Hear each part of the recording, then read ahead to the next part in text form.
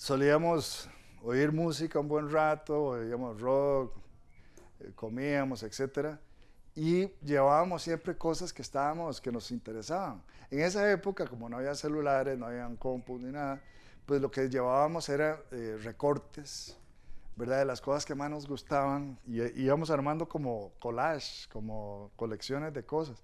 Entonces de ahí surgió la idea, publiquemos algo, hagamos algo.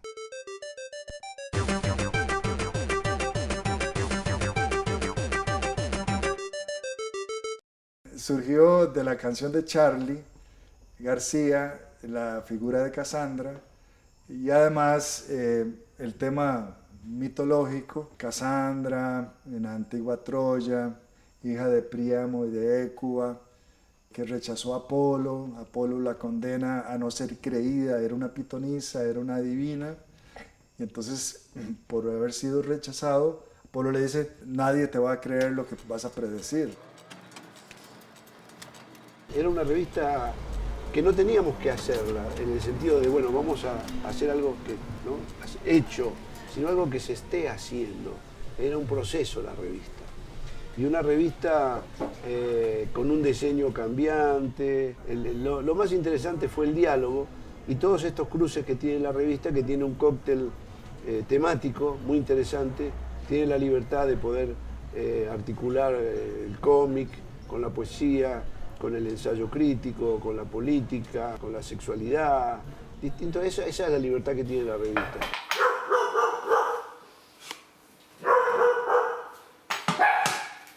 Creo que son, digamos, maneras en las cuales se podía ensayar, hacer una escritura distinta en un medio que tenía alguna presencia, ¿no? Y que permitía como soltar amarras, como soltar lastre, como sentirse más libre, como sentirse que uno podía hacer cosas de otra naturaleza. Comentábamos algún texto que alguien había escrito, un poema, un proyecto fracasado de novela, que era muy usual entre nosotros, ¿verdad? Más los proyectos fracasados que los concretados, ¿no? Algo me atravesó, lo había olvidado. La primera vez que publiqué con ellos y que trabajé en... Yo también, yo llegué tarde, creo. Y sí. Que nos reuníamos en la casa de Jorge Jiménez, ahí por el Cuchifrito. En unas sesiones ahí delirantes también, porque era ese desorden, digamos, de cómo se armaba la revista, tenía también bueno, era parte, digamos, de la identidad de la revista, que funcionaba muy bien.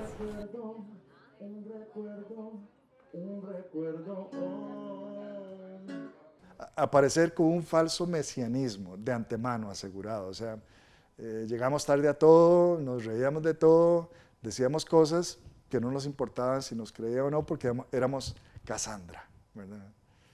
En esa época tal vez había más exigencia de socializar, de estar acompañado, de tener ayuda, ¿verdad? Eran más los recursos que se necesitaban y la necesidad de la colaboración con la gente, ¿verdad?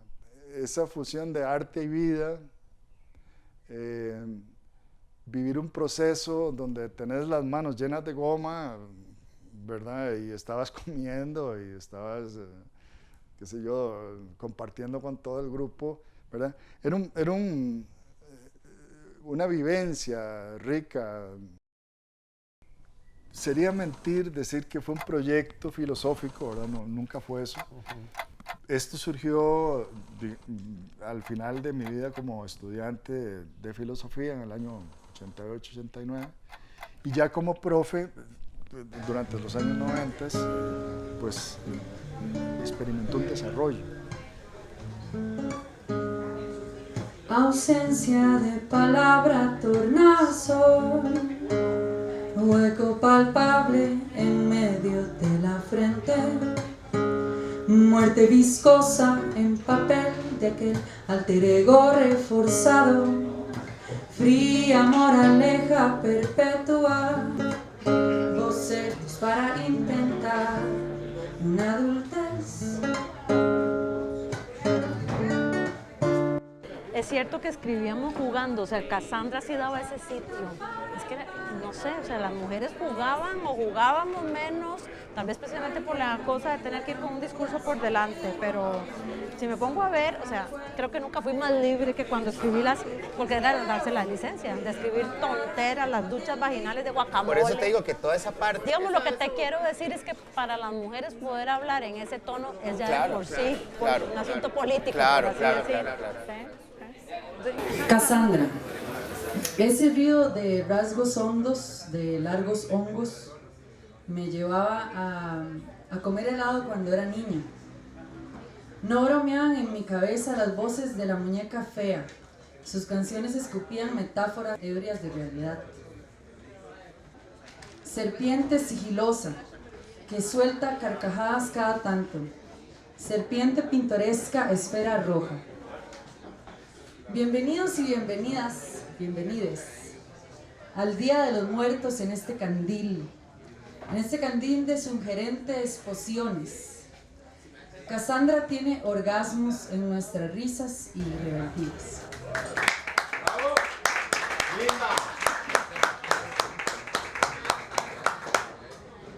Romper los tabúes, por ejemplo, de cosas tan censuradas como el tema del erotismo, el tema de la sexualidad, el tema del desafío, ¿verdad?, a ese tipo de asuntos, ¿no? Incursionar en ámbitos no usuales o de maneras no usuales en la escritura. De pronto un medio como este se convierte en un instrumento que te permite decir, puta, pues yo quería decir eso, o sea, yo quiero cagarme en esto, quiero joder tal cosa, ¿verdad? Cosas... y yo creo que eso lo sentía el lector, ¿verdad? Había una cosa como decir, yo quiero decir esto y voy a escribir y lo voy a mandar y me lo van a publicar y ahí va a salir, ¿verdad? Naturalmente, pues en una sociedad tan reprimida, con un catolicismo tan asfixiante, una religión tan asfixiante como la costarricense, pues estos han sido temas secularmente prohibidos, tabú, la gente le da vergüenza de hablar del erotismo, de la sexualidad, ¿no? Cuando hablemos del sexo, como hablamos de comer, de la dieta, tendremos una sociedad mucho más tranquila, es decir, pero la gente no va a hablar de que le gusta el espagueti con salsa, ¿verdad? No, es con crema dulce que me gusta. Así no hablan de la sexualidad todavía sigue siendo un tema ahí soterrado, medio vergonzoso, todavía, posiblemente eso está cambiando para bien, ¿no? ¿Verdad? Igual que el tema de la crítica religiosa, que en la revista está muy presente. Digamos, no solamente la crítica, sino la abierta blasfemia. Creo que tenemos derecho a blasfemar. Tenemos derecho a decir, no creo en Dios. Eso me parece una patraña, me parece un invento. Era esa vinculación rica entre la vida académica, por un lado, pero también intereses vitales, intereses en lo vivido, en lo experimentado, ¿no? Y por supuesto, digamos, todo eso frente a un sistema social que había que confrontar. Pero utilizando como debe ser, digamos, con efectividad el humor, la ironía, lo cáustico, la blasfemia, ¿verdad? Que la revista tal vez, si algo tuvo, fue esa capacidad de reírse incesantemente de sí misma, empezando ahí, ¿verdad? Para reírse luego era la licencia para reírse del resto de gente, ¿verdad? Era un poco esa idea, ¿no? En cambio, cuando se logra la articulación de ambos mundos, como sucede en la vida de todos nosotros, es un instrumento, incluso es una herramienta sumamente efectiva, no solamente en algo como Cassandra, que pues ahí es muy evidente, sino que incluso en la misma academia. El Jorge de Cassandra no es muy diferente al Jorge que daba clases. Yo recuerdo los programas de los cursos eran una Cassandra más, ¿no? Sí. E incluso deberían como recopilarse, ¿verdad? Y hacer una Cassandra. Sí. Y entonces Jorge hacía cosas rarísimas. Por ejemplo, un día empieza a pasar una presentación en Filminas, ¿verdad? Sobre la pared con unos picazos, ¿verdad? Y unos fragmentos de textos eruditos, no sé qué, y de repente aparece proyectada en la pared la cara de él con una mueca escaneada sobre la pared. Aunque de plano lo descolocaba uno, ¿verdad? El aporte de Jorge definitivamente se ve claramente en el diseño gráfico, en el estilo de la revista, en ese desenfado, quizás caracterizado por cierta desilusión ante el mundo, digamos, real, ¿verdad? Entonces es una opción quizás por lo imaginario, por tomarle el pelo a la seriedad, digamos, de situaciones que se están viviendo. Tenemos mucho, yo creo, generacionalmente la sensación de que los 90 fue una década así, muy como particularmente muerta. Pero bueno, y Cassandra recoge toda esa forma de rebelión en esa década.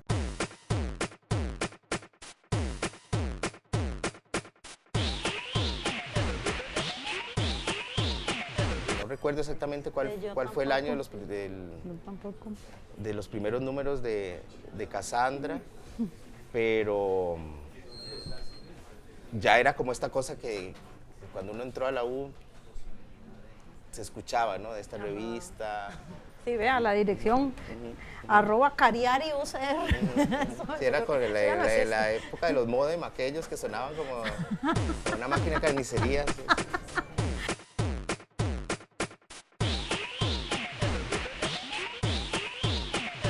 Y Cassandra, bueno, venía de un lugar muy especial, que era esa conjunción entre el Dada, la generación Beat, Batman, Lennon, el Che Guevara, Roque Dalton, Bukowski, mucho del cómic, mucho del rock. En una época en Costa Rica, en los años finales de los 80s, principios de los 90s, que ahí hay una bisagra de época, ¿no? Recordaba que es la caída del muro, el colapso de la URSS, de la Unión Soviética, ¿no? Es la época de Tiananmen. Viéndolo en perspectiva, también es la finalización de una etapa de la izquierda más prosoviética, que para mucha de esa izquierda, no toda por supuesto, se le acabó el mundo. Por el contrario, para nosotros eso proseguía, ¿verdad? Había una lucha que continuar, existían todos los motivos para seguirse considerando de izquierda. Claro, entonces la caja que montas, pues aquí es una caja que te permite ir colocando. Ya tengo acá una cajita donde vas a colocar los impresos, el papelito ahí, ¿verdad? Son postalitas, es como jugar en el kinder, ¿verdad? Vas pegando, vas armando y finalmente tenés una publicación. Digamos, esto pues es simpático conocerlo porque digamos que habiendo tanto recurso ahora, es prácticamente inexcusable que la gente no produzca cosas. Es tan fácil publicar ahora, ¿verdad? En nuestro tiempo, digamos, jugar con materiales muy simples, ¿verdad? Casi materiales de desecho, pero jugar muy creativamente, ¿ves? Esto nadie lo había hecho, de una revista con, digamos, acá es un único tipo de página, esta que está acá, pero los dobleces y la forma en que está engrapada te mete en una especie de laberinto, es una especie de libro de arena, ¿ves? Es un juego con pequeñas solapas que salen y entran, ¿ves? Y entonces vas desplegándola, ¿ves? Centros. Entonces, ¿de dónde viene esto? Bueno, es un intento también de recoger algo que venía de la vanguardia, ¿no? El ready-made, por ejemplo, influye mucho en esta concepción. Este asunto del objeto, el objeto encontrado, el objeto que se recoge y se resignifica, ¿verdad? Por ejemplo, la bolsa. Esto es una bolsa donde normalmente lo que se pone son frijoles o maíz o lo que fuera, ¿no? Impresa con serigrafía, ¿verdad? Por los dos lados. Y por abajo. Y por abajo, ¿verdad? Entonces, es un trabajo de significar un objeto.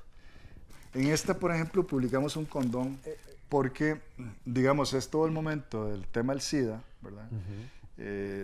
Donde hay una manipulación de la temática, la derecha lo coge y lo, ¿verdad? Es asustar a la población y toda la cuestión homofóbica, etcétera, ¿no?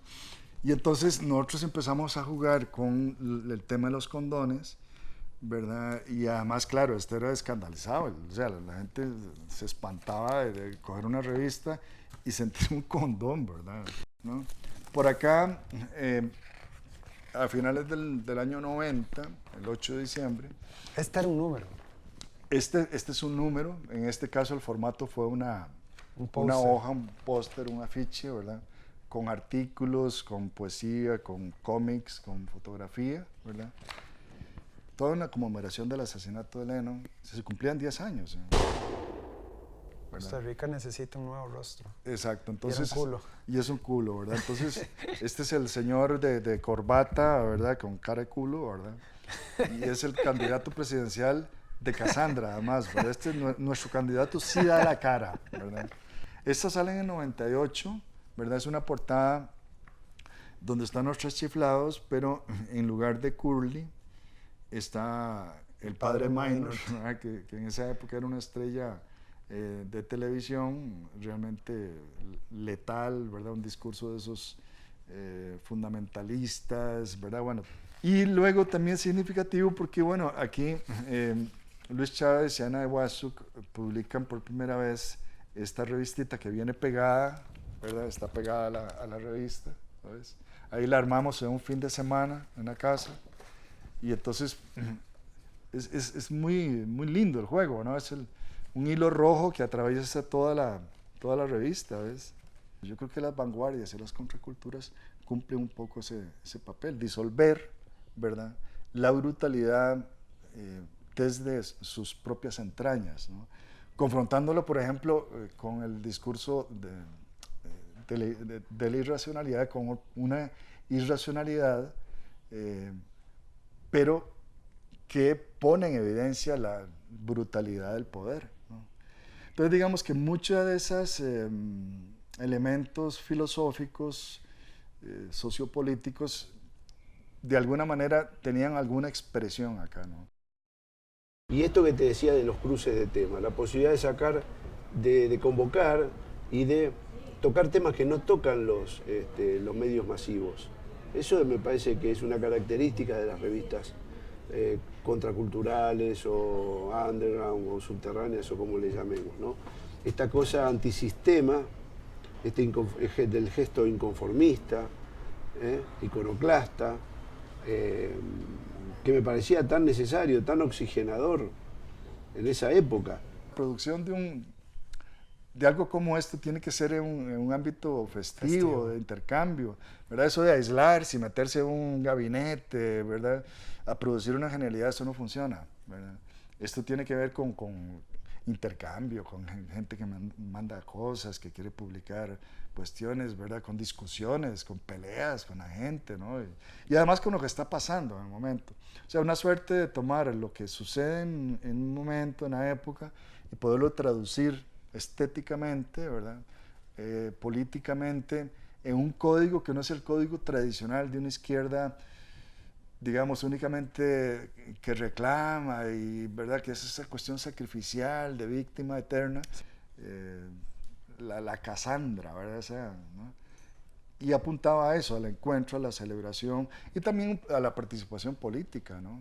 Sería como interesante pensar, si ahora nos burláramos así.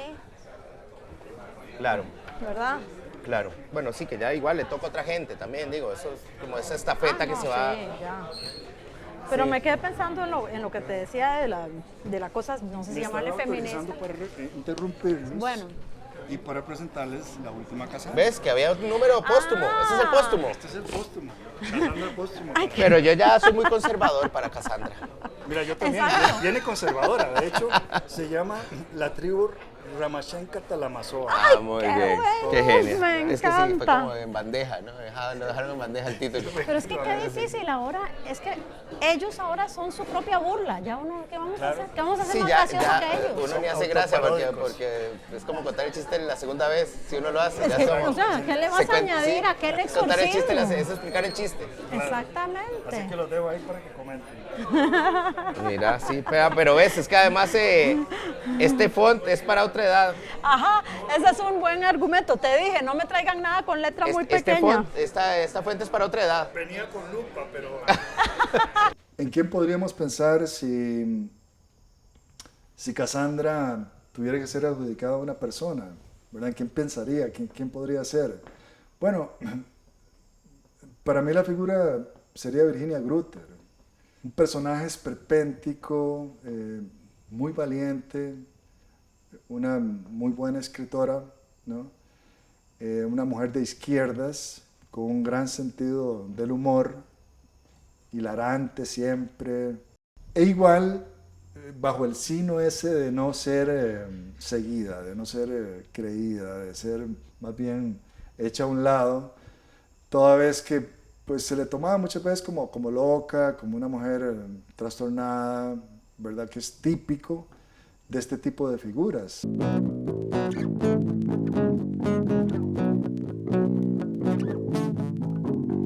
Não foge do que morre, onde a bomba explode.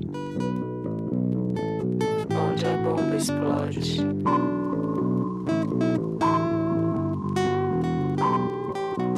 Aviso a todos los preocupados.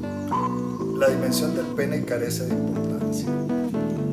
Las erecciones masculinas normales varían de 15 a 17 centímetros, pero es absolutamente ridículo sentirse psicológicamente disminuido si tu pene no alcanza completamente erecto más de 12 o 13 centímetros. Repetimos que no importa tanto la dimensión del objeto como el uso que se hace de él, y por tanto carece de toda gravedad que el órgano erecto no supere los 8 o 9 centímetros, lo que sigue siendo muy honorable. Y tampoco debes sentir la menor alarma si tu verga hinchada solo mide 5 centímetros, o 4, o 3, o 2.